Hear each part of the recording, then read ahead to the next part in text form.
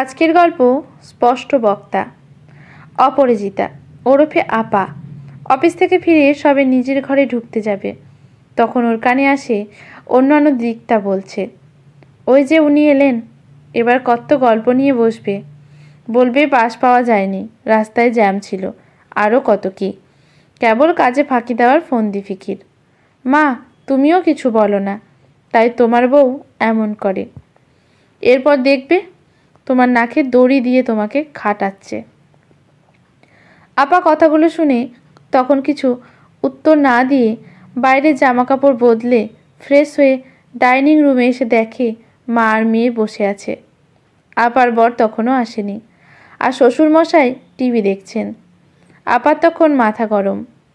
ঝপ করে ওদের মাঝেই বসে বলে ওঠে, যাও রিক্তা, সন্ধ্যার চা জলখাবারটা বানিয়ে ফেলো তো চটপট। তোমাকেও তো শিখতে হবে রান্নাবান্না করাটা। শ্বশুরবাড়িতে গিয়ে না হলে আমার মতো শুনতে হবে। আসলে আমি তো চাকরি করি, তাই কিছুটা ছাড় পাই, কিন্তু তুমি তো কিচ্ছু করো না, তাই রান্নাঘরেই তোমার সময় কাটাতে হবে।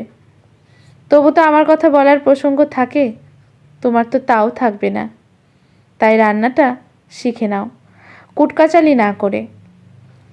অসীমা দেবী মানে অপার শাশুড়িমা বলেন, কেন গো তুমি ওকে এমন করে বলছো?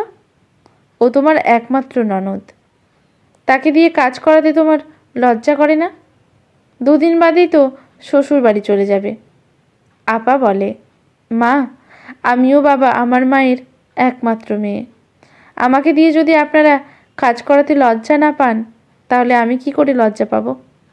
তাছাড়া আমি তো চাকরি করি, তাই তো আমার কিছুটা ছাড় পাওয়া উচিত, তাই না? বসে বসে তো আর বরের বা পরের পয়সায় অন্ন ধ্বংস করি না। আমি কেন উপার্জন করার পরেও কাজ করব বলুন তো? অসীমা দেবী বলেন, টাকা রোজগার করে তো আমার মাথা বরক্ষে করেছ। অপা বলে, আপনার মাথা রক্ষা হচ্ছে কি না জানি না, তবে আপনার ছেলের কিন্তু কিচ্ছু খারাপ হচ্ছে না। প্রতিদিন কেন বলুন তো আমি ঘেমে নিয়ে বাড়ি ফিরেই রান্নাঘরে ঢুকবো? রিক্তা তো বাড়িতেই থাকে, তাকে দিয়েও মাঝে মধ্যে বিকালে রান্নাটা করাতে পারেন।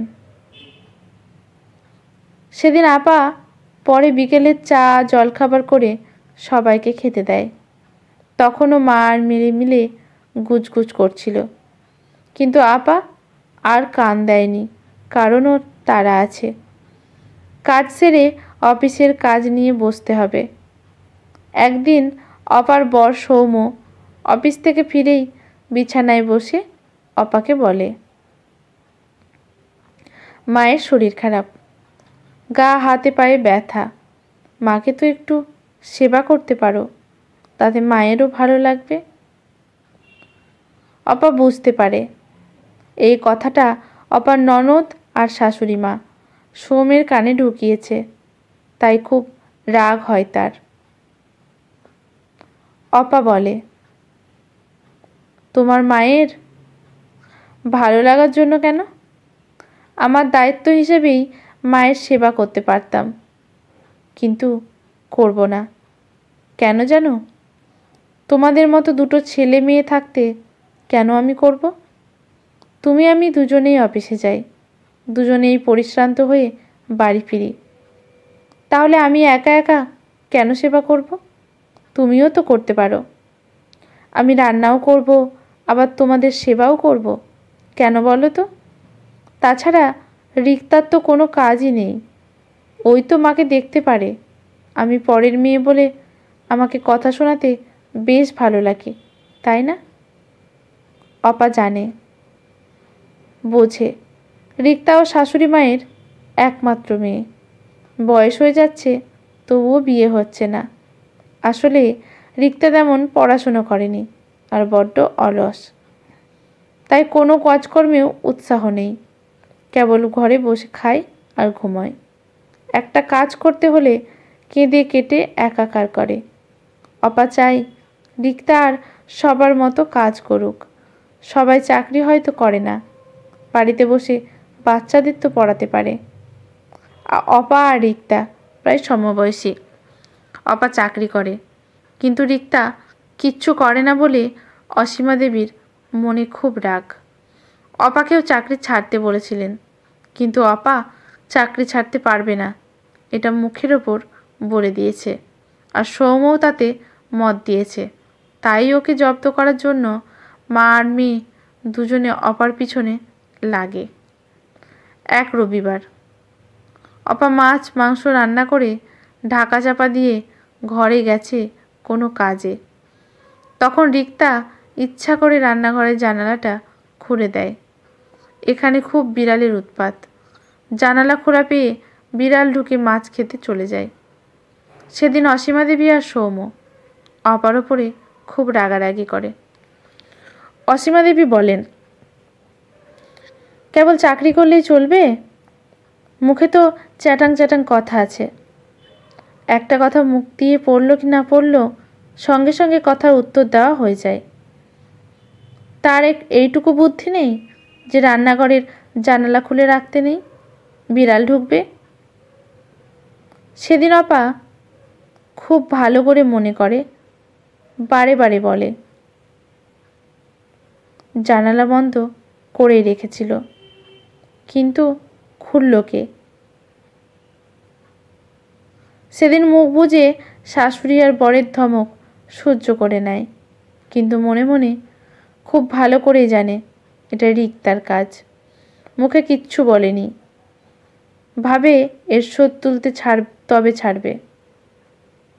একদিন অপা রান্নাঘরে রান্না করে রিক্তাকে বলে, রিক্তা, খাবারটা একটু চেখে দেখো তো ঠিক আছে কিনা। রিক্তা বলে, ঠিক আছে। সেদিন জানালা ভালো করে বন্ধ করে আবার নিজের ঘরে চলে যায়। রিক্তা এটাই চাইছিল। অপা চলে যেতেই আবার রান্নাঘরের জানালাটা যেই খুলেছে, সঙ্গে সঙ্গে অপা ও শাশুড়ি মাকে বলে, দেখলেন তো? আসলে অপা জানতো রিক্তা এটা করবেই, তাই রান্নাঘর থেকে বেরিয়ে শাশুড়ির ঘরে গিয়ে মিথ্যে কথা বলে। দেখবেন চলুন রিক্তা কি সুন্দর কাজ করেছে। উনি খুব খুশি হয়েই রান্নাঘরের দিকে এসে দেখেন রিক্তা রান্নাঘরের জানালাটা খুলে দিচ্ছে। অপা বলে, দেখলেন দেখলেন তো মা, রিক্তা কি সুন্দর কাজ করছে। রিক্তা থতমত খেয়ে কিন্তু কিন্তু করে। অপা ওর হাত দুটো ধরে বলে, কেন এমন করো রিক্তা? আমাকে জব্দ করতে গিয়ে যে এই এতজনকে অভুক্ত রাখলে, কাউকে খাবারটা খেতে দিলে না, কেউ যে খেতে পেল না, এতে তোমার খারাপ লাগলো না? অসীমা দেবী বলেন, ছি ছি রিক্তা, এটা কেমন কাজ?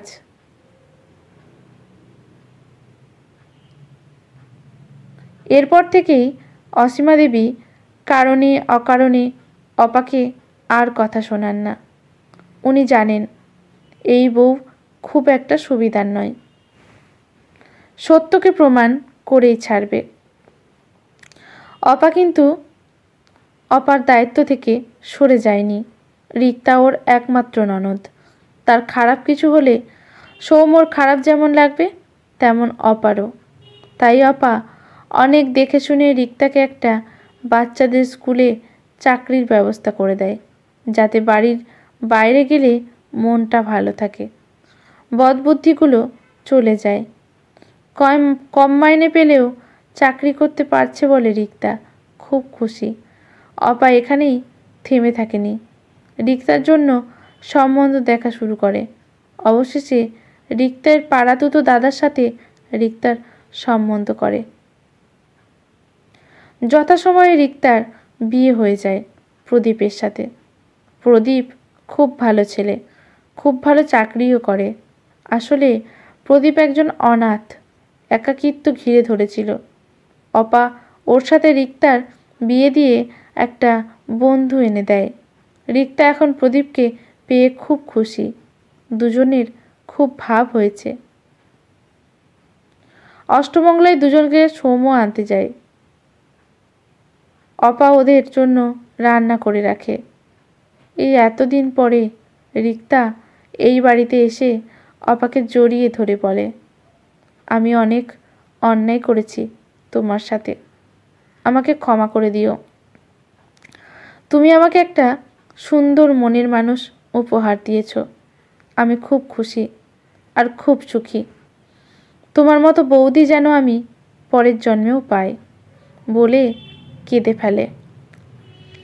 অসীমা দেবী বলেন, আসলেই তুমি খুব স্পষ্ট বক্তা, তাই তো আমাদের চক্ষু শুলছিলে।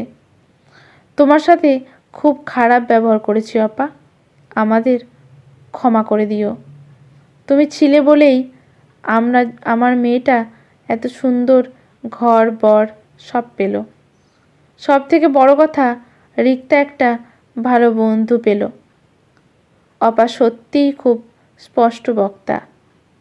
সাথে সাথেই বলে ওঠে, তোমরা খুশি তো আমিও খুশি। ভাবো না, আমি তোমার শত্রু দূর করলাম, তাতেই সাপে বর হলো। লাঠিও ভাঙল না, সাপও মরল না। সবাই তখন হেসে ওঠে। আজকের গল্পটি এখানেই সমাপ্ত। গল্পটি ভালো লাগলে লাইক, শেয়ার, কমেন্ট করবেন। গল্পটি লিখেছেন দেবিকা মিত্র। ইউটিউব থেকে দেখলে চ্যানেলটি সাবস্ক্রাইব করে বেল নোটিফিকেশনটি অল করে দেবেন। ধন্যবাদ।